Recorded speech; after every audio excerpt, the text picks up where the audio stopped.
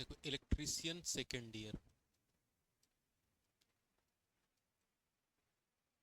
जो second year है, ठीक है, इसमें सबसे पहला जो चैप्टर है उसका नाम है डीसी मशीन। ठीक है, इसका हम स्टार्ट कर रहे हैं चैप्टर 1।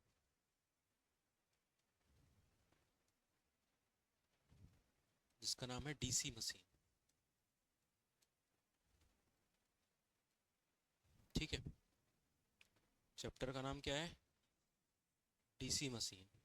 ठीक है, अब डीसी मशीन को दो चैप्टर में डिवाइड किया हुआ है। ठीक है, एक में है डीसी जनरेटर। डीसी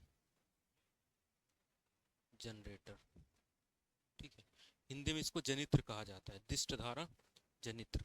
ठीक है, तो हिंदी में लिखना है तो हिंदी में लिख सकते हो कि दिष्ट धारा जनित्र कहा जाता है। ठीक है, अब जो डीसी मशीन होती है, पहले हम दोनों चीज़ों को समझने के लिए, डीसी मोटर को समझने के लिए और डीसी जनरेटर में क्या अंतर होता है, उसके लिए हम क्या करेंगे, सबसे पहले डीसी मशीन पढ़ेंगे।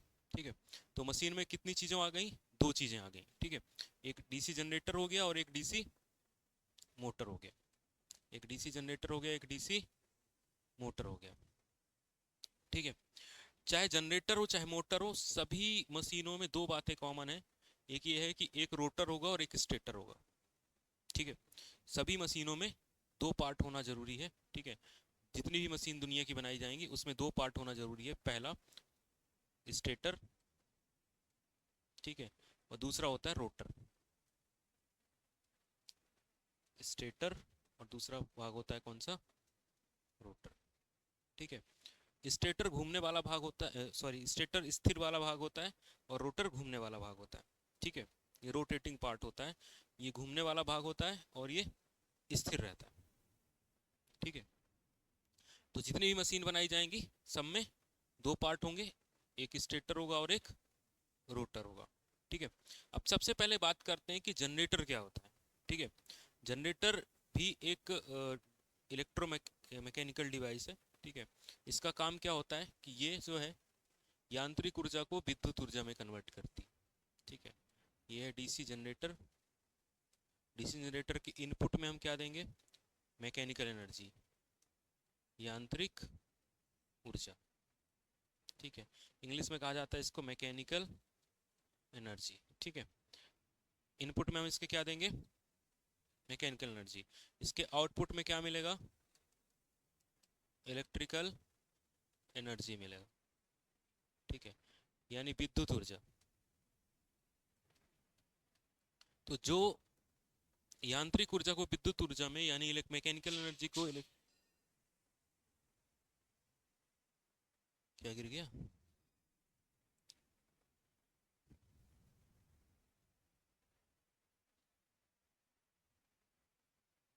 जो मैकेनिकल एनर्जी को इलेक्ट्रिकल एनर्जी में कन्वर्ट करती है उसको क्या कहा जाता है?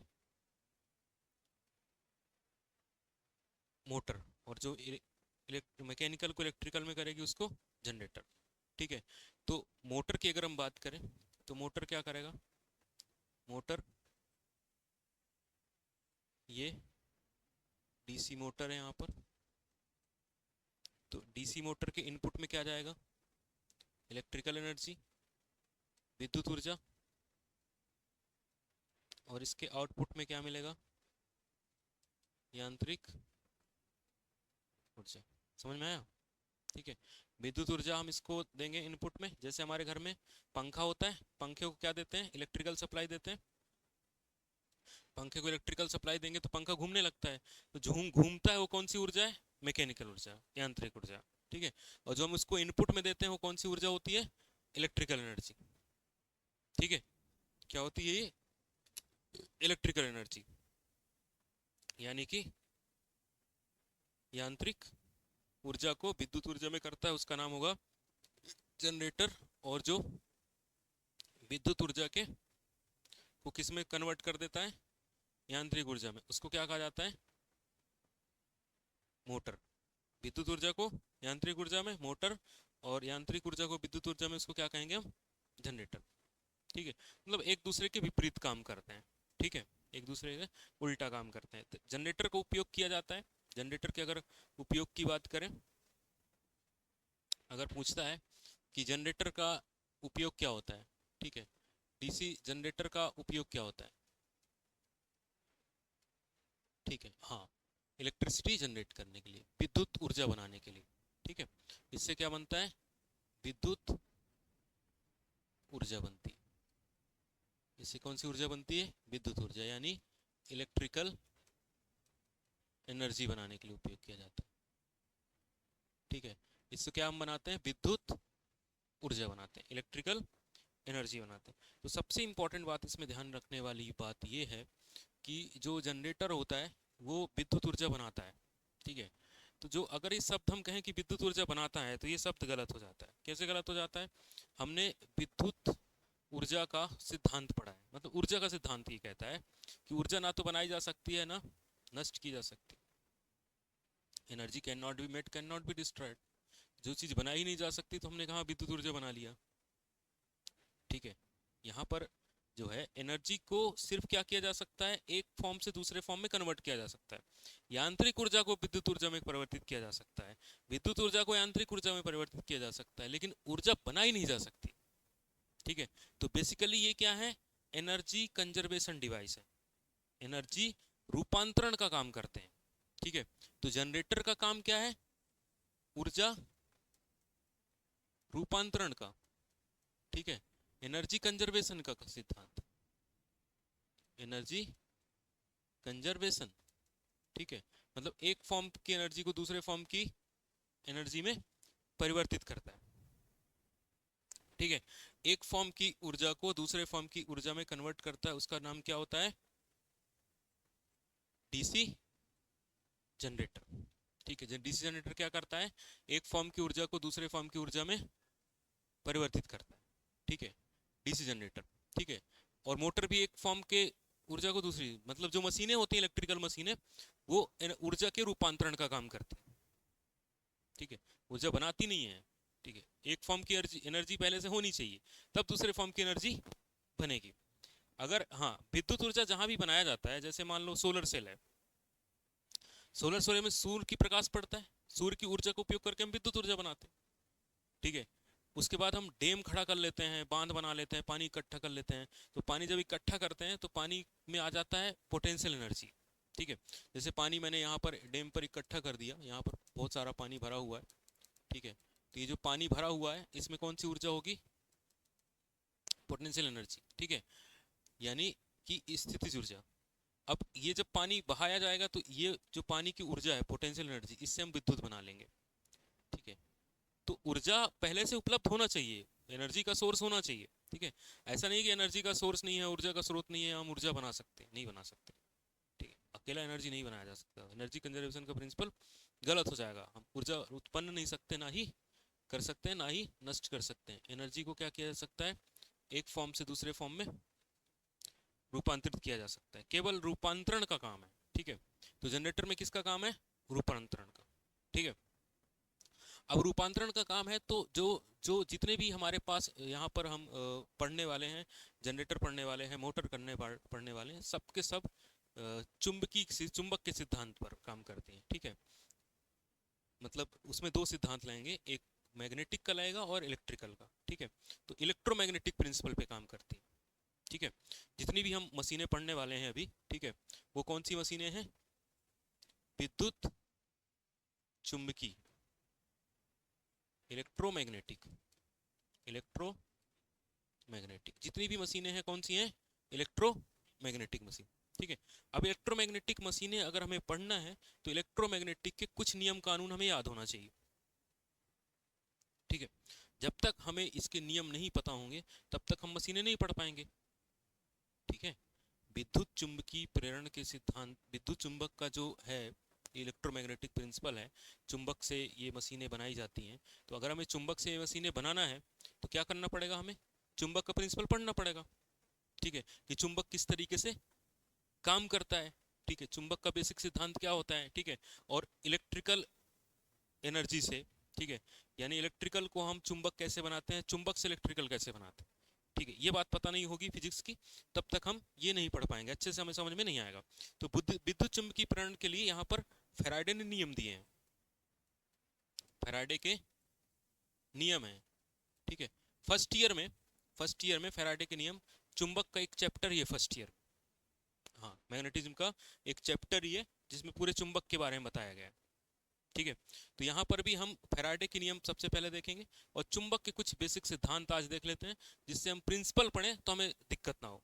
ठीक है, तो अब सबसे पहले आते हैं हम फैराडे के नियम पे। उससे पहले ये देखो, हमारी ये मशीन है, ये मशीन है, डीसी मशीन है। इसको मैं यहाँ से कट कर लेता हूँ और यहाँ पर मैं इसको पेस्ट कर लेता हूँ। ठीक है, ये हमारी मशीन है। ठीक है, इस मशीन में देखो, ये वाला भाग रोटर है और ये वाला भाग क्या है, स्टेटर है। ठीक है, एक रोटर है और एक स्टेटर है। ठीक है, अब इसमें देखो यहाँ पर लिखा है पोल। ठीक है, पोल का मतलब होता है ध्रुव। पोल का मतलब क्या होता है, ध्रुव। ठीक है, ध्रुव का मतलब ये कहाँ होते हैं, एन और एस पोल होते हैं। कौन से पोल होते हैं, एन और एस पोल होते हैं। ठीक है, चुंबक में पोल दो तरीके के होते हैं, एक एन होता है और एक एस होता है। ठीक है, तो जो चुंबकीय फील्ड है, चुंबकीय फ्लक्स है, मैग्नेटिक फ्लक्स है, वो एन से एस की तरफ जाता है। ठीक है, जैसे हमने दो चुंबक रखे। ठीक है, एक चुंबक ये हुआ, एक चुंबक ये हुआ, ये एन है और ये एस है। ठीक है, तो चुंबकीय रेखाएं कहाँ से जाएंगी, एन से एस की तरफ। एन से कहाँ जाएंगी, एस की तरफ से। ठीक है, एन से एस की तरफ चुंबकीय रेखाएं जाएंगी। ठीक है, यहाँ एन से एस की तरफ बाहर, अंदर उल्टा होता है। ठीक है, जैसे ये चुंबक है, मान लो ये चुंबक है हमारे पास, इधर एन है, इधर एस है। ठीक है, तो चुंबकीय बल रेखाएं एन से एस की तरफ ऐसे जाएंगी बाहर, और अंदर कैसे जाएंगी, एस से एन, ऐसे एस से एन, ये अंदर एन से एस से एन, और बाहर एन से एस। ठीक है, तो यहाँ लाइनें, अगर ये एन पोल होगा और ये एस होगा, तो चुंबकीय बल रेखाएं ऐसे एन से एस की तरफ जा रही होंगी। चुंबकीय बल रेखाएं कहाँ जा रही होंगी, एन से एस की तरफ। या फ्लक्स कहाँ से जा रहा होगा, एन से एस की तरफ जा रहा होगा। ठीक है, तो अब यहाँ पर फैराडे का नियम महत्वपूर्ण हो जाता है। ठीक है, फैराडे का नियम महत्वपूर्ण हो जाता है। और एक चीज समझे रहो कि जो सेम पोल होते हैं, ठीक है, सेम पोल होते हैं, जैसे सेम पोल का मतलब होता है लाइक पोल, इंग्लिश में कहा जाता है लाइक पोल। ठीक है, एक समान ध्रुव, एक समान ध्रुव, एक समान ध्रुव, जैसे एन है और एन, एन और एन, एक समान एन और एन, एन और एन, एन और एन में बल ऐसे लगेगा, एक दूसरे को क्या करेंगे, प्रतिकर्षित करेंगे, रिपल्सन करेंगे। और एस और एस है तो एक ये भी क्या करेंगे, एक दूसरे को ऐसे बल लगेगा। समझ में आ रहा है, एन एन एक दूसरे को क्या करेंगे, रिपल करेंगे। इनमें क्या होता है, एक समान बल पे रिपल्सन, क्या होता है, रिपल्सन होता है। इसको कहा जाता है प्रतिकर्षण, इसको क्या कहा जाता है, प्रतिकर्षण। और अगर एन और एस हैं, ठीक है, तो ये क्या हो गए, अनलाइक पोल, असमान पोल। ठीक है, अनलाइक पोल, अनलाइक का मतलब होता है असमान, असमान पोल हो गए। तो ये एक दूसरे को क्या करेंगे, ये एन है और ये एस, एक दूसरे को क्या करेंगे, अट्रैक्शन होगा, यानी आकर्षण। ठीक है, अब यही बल से मोटर घूमती है। ठीक है, प्रतिकर्षित करेंगे तो जैसे प्रतिकर्षित कर तो घूम गई। ठीक है, तो जो मोटर घूमेगी कौन से सिद्धांत पे घूमेगी, इस पे, कि एक समान ध्रुव क्या करते हैं, रिपल्सन, प्रतिकर्षण करते हैं, और अनलाइक पोल क्या करते हैं, इनमें अट्रैक्शन होता है, इसमें रिपल्सन होता है। समझ में आ गया, अट्रैक्शन कहाँ होगा, रिपल्सन कहाँ होगा। ठीक है, हाँ, अब आ जाते हैं हम फैराडे के नियम में। ठीक है, कि फैराडे तो चुंबक का बनना जरूरी है, अगर चुंबक नहीं बनेगा ना तो मोटर नहीं घूमेगी। ठीक है, और जनरेटर में भी चुंबक का बनना जरूरी है, अगर चुंबक नहीं बनेगा तो विद्युत वाहक बल नहीं बनेगा, इलेक्ट्रिसिटी नहीं बनेगी। ठीक है, अब देखो, फैराडे के दो नियम है। फैराडे के कितने नियम है फैराडे के? फैराडे के नियम में, फैराडेज लॉ, ठीक है, फैराडेज लॉ। फैराडे कितने नियम है? दो नियम है। एक है पहला नियम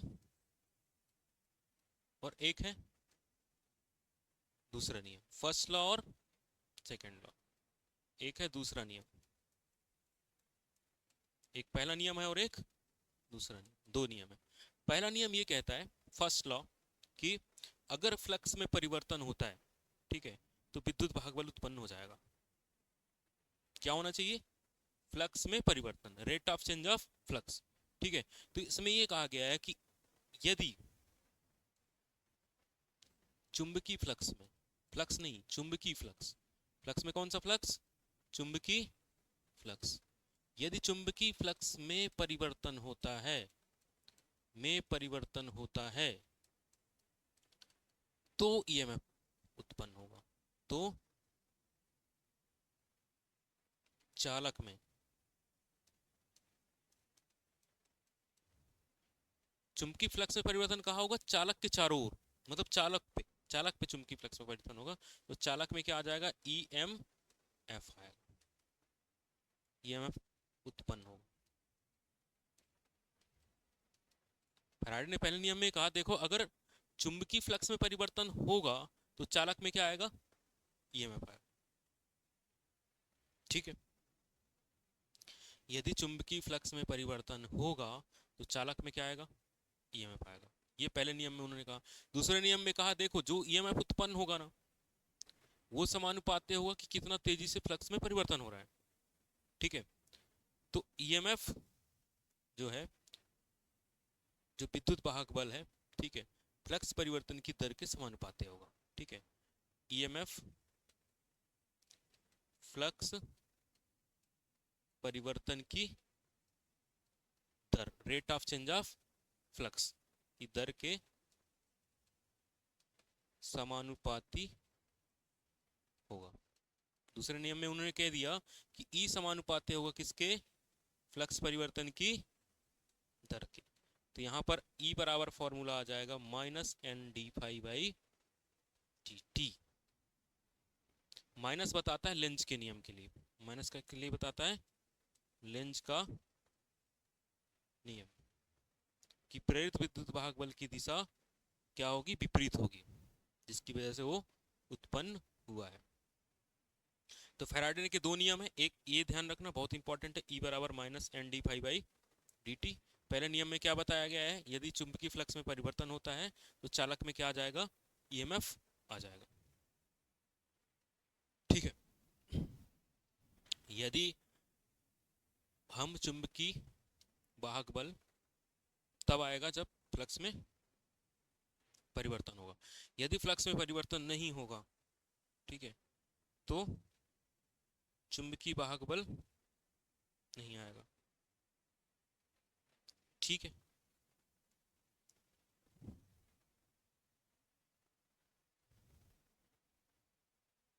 समझ में आया? यदि चुंबकीय वाहक बल में परिवर्तन नहीं होगा तो, या फ्लक्स में परिवर्तन नहीं होगा तो ईएमएफ उत्पन्न नहीं होगा, ठीक है। तो सबसे इंपॉर्टेंट बात क्या है? पहले चुंबकीय क्षेत्र चाहिए, बिना चुंबकीय क्षेत्र की ईएमएफ नहीं आएगा। तो चुंबकीय क्षेत्र पहले चाहिए, फिर चाहिए कि उसमें परिवर्तन हो। तो परिवर्तन के लिए हम उसको घुमाते हैं, जितना तेजी से घुमाएंगे उतना परिवर्तन होगा, ठीक है। तो जितना तेजी से हम घुमाएंगे उतना परिवर्तन होगा, ठीक है। तो यहां पर मैंने जो ईएमएफ का फॉर्मूला लिखा, ई बराबर minus N D five by D T.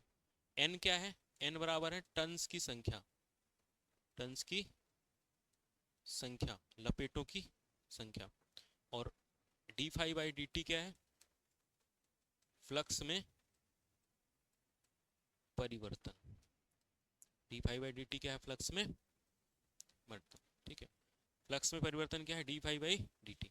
और माइनस साइन ये बताता है कि जो हमारा विद्युत वाहक बल है उसकी दिशा विपरीत होगी। ये लेंज के नियम के अनुसार लिया गया है, ठीक है।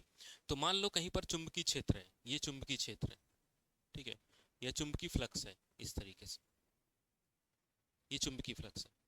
अब इसमें मैं किसी एक चालक को लेता हूं, मान लो कि ये मेरा चालक है, गोल करके ले लेता हूँ, ठीक है, राउंड करके, कि मान लेता हूँ कि ये मेरा चालक है, ठीक है, ये एक मोटा कंडक्टर है, ये कंडक्टर है, ठीक है, इतना बड़ा ले लेता हूँ, ठीक है, मान लो ये चालक है। इस चालक को मैं अगर ऐसे घुमाऊं तो क्या विद्युत वाहक बल इसमें आ जाएगा? बताओ जरा, ऐसे आ जाएगा? क्यों नहीं आएगा? ऐसे में नहीं आएगा। नहीं नहीं नहीं, उससे मतलब नहीं। हमने कहा फ्लक्स में परिवर्तन, तो क्या यहाँ फ्लक्स में परिवर्तन हुआ? नहीं हुआ। अभी भी, पहले भी दो फ्लक्स थे, अब भी दो ही फ्लक्स। ठीक है, फ्लक्स में परिवर्तन कब होगा? जब पहले एक रहा हो, दो रहा हो, अब एक हो जाए, या अब जीरो हो जाए, या अब तीन हो जाए, या अब 10 हो जाए। तो फ्लक्स में परिवर्तन का मतलब ये होता है, परिवर्तन का मतलब ये दो ही हमेशा, तो परिवर्तन तो नहीं है। ठीक है, तो अगर यहाँ पर यहाँ से यहाँ जा रहे हो, यहाँ से यहाँ जा रहे हो, तो फ्लक्स में परिवर्तन नहीं हो रहा है। इसको क्या करना पड़ेगा? हमें ऐसे घुमाना पड़ेगा। समझ में आई बात? अगर हम ऐसे घुमाएंगे ऊपर नीचे तो फ्लक्स में परिवर्तन होगा। समझ में आई बात? तो इसको ऐसे घुमाना पड़ता है कि फ्लक्स में परिवर्तन हो। जैसे अभी देखो यहाँ है तो दो करंट, दो लिंक कर रहे हैं, यहाँ आया तो एक लिंक कर रहा है, यहाँ आया तो फिर से दो लिंक किया, फिर से एक लिंक किया। तो फ्लक्स में परिवर्तन ऐसे करने पे हो रहा है। जब फ्लक्स में परिवर्तन होगा तब ईएमएफ आएगा। फैराडे ने ये कहा था। ठीक है, फैराडे का नियम यही कहता है कि जब फ्लक्स में परिवर्तन करेंगे तब ईएमएफ आएगा। तो जनरेटर किसके सिद्धांत पे काम करता है?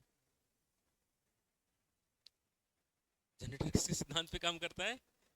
फैराडे के इलेक्ट्रोमैग्नेटिक इंडक्शन के सिद्धांत पर। फैराडे के इलेक्ट्रोमैग्नेटिक प्रिंसिपल पे काम करता है। फैराडे के जो दो सिद्धांत हैं, फैराडे ने एक सिद्धांत दिया बैटरी के लिए भी, और एक सिद्धांत दिया है चुंबक के लिए। तो फैराडे का जो इलेक्ट्रोमैग्नेटिक प्रिंसिपल है, ठीक है, विद्युत चुंबकीय सिद्धांत है, उस पे काम करता है कौन? जनरेटर। ठीक है, तो जनरेटर का अगर प्रिंसिपल पूछता है कि सिद्धांत बताओ, ठीक है, जनरेटर का प्रिंसिपल बताओ, तो क्या बताओगे? जनरेटर का सिद्धांत क्या कहता है? जनरेटर का सिद्धांत क्या कहता है? प्रिंसिपल क्या कहता है? फैराडे के विद्युत चुंबकीय, ठीक है, विद्युत चुंबकीय सिद्धांत पे काम करता है। इलेक्ट्रोमैग्नेटिक इंडक्शन भी कहा जाता है विद्युत चुंबकीय प्रेरण के सिद्धांत पर। ये विद्युत चुंबकीय प्रेरण के सिद्धांत पर। ईएमएफ कब उत्पन्न होगा? जब फ्लक्स में परिवर्तन हो। और कौन सा नियम? दूसरे नियम में बताता है कि कितना मैग्नीट्यूड है, और पहले नियम में बताता है कि देखो कब उत्पन्न होगा, कब कहानी उत्पन्न होने की आएगी, कब आएगी, कितना उसका मान होगा। ठीक है, हाँ, मतलब कितने मान का होगा। जैसे ईएमएफ कितना उत्पन्न होगा? जितना चेंज करोगे, जितना ज्यादा चेंज करोगे उतना ज्यादा उसका मान होगा। 5 वोल्ट का होगा, 10 वोल्ट का होगा, 20 वोल्ट का होगा। वो किस बात पर निर्भर करेगा? परिवर्तन पे। उसके बाद टर्न्स कितने होंगे, कितने ज्यादा बाइंडिंग, कितने, जितनी ज्यादा बाइंडिंग लपेटोगे उतने ज्यादा कंडक्टर बढ़ जाएंगे। तो कंडक्टर बढ़ेंगे तो ईएमएफ ज्यादा बनेगा। ठीक है, चलो आज की क्लास यहीं खत्म करते हैं। कल इसके हम वो पढ़ लेंगे कि कौन कौन से पार्ट होते हैं। ठीक है, सिद्धांत समझ में आ गया? ठीक है, अब कैसे इसमें ईएमएफ उत्पन्न होता है वो देखेंगे।